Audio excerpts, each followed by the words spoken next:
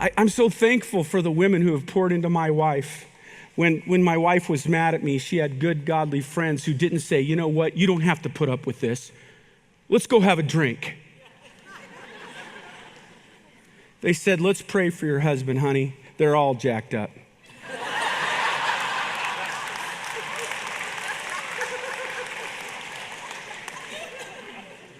God can strengthen you. God will help you. God will walk through. I'm so grateful. I just want to tell you, the best thing I've ever done is to order my life in such a way that my wife has built godly friendships. You want your wife to have godly friendships, guys? Then lead the way by going to environments where those connections can be had.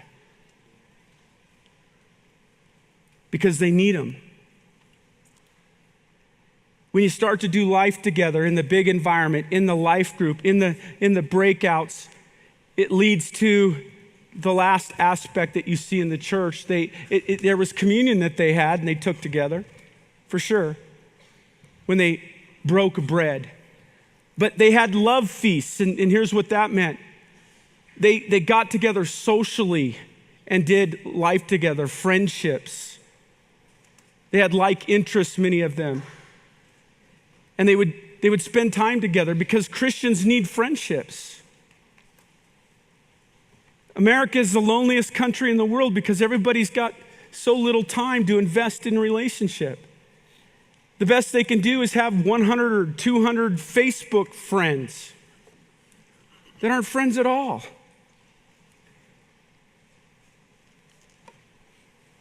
As believers, if we were created for relationship, then shouldn't we order our life in such a way that there is space in our life for relationship? And that's hard work. Relationships don't come easy. It does take time. It takes forgiving. It takes working through things.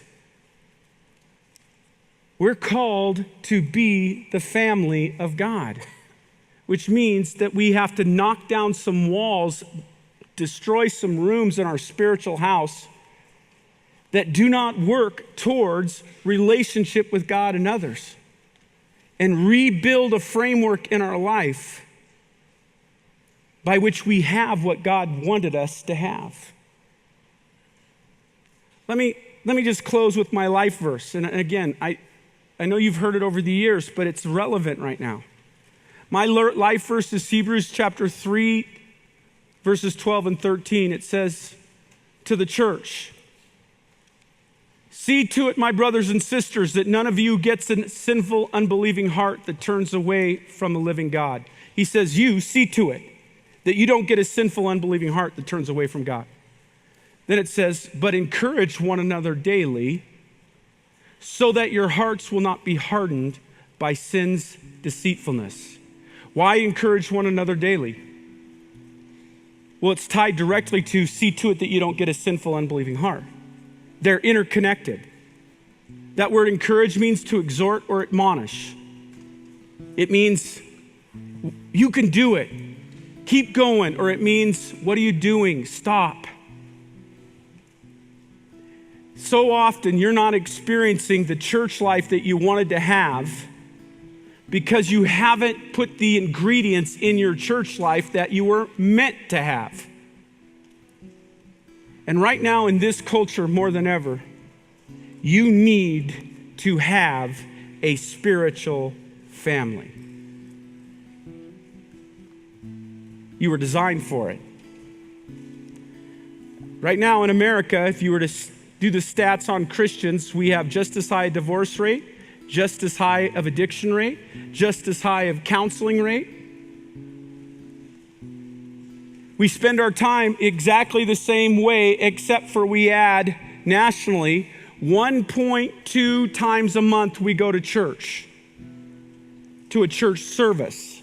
We're not in nationally, we're not in a home group, only 20% of Christians are, a life group of any kind where the Bible is studied.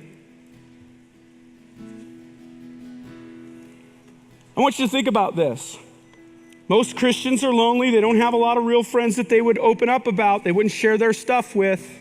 Don't trust anybody. Larry Crabb, the most preeminent Christian counselor in America, said that 90% of the people he deals with could have been helped by a good friend, but they don't have one, so they'll spend $150 an hour to go to a counselor.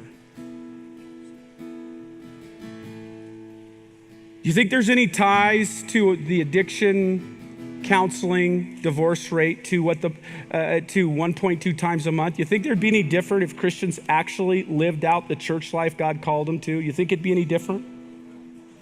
I do.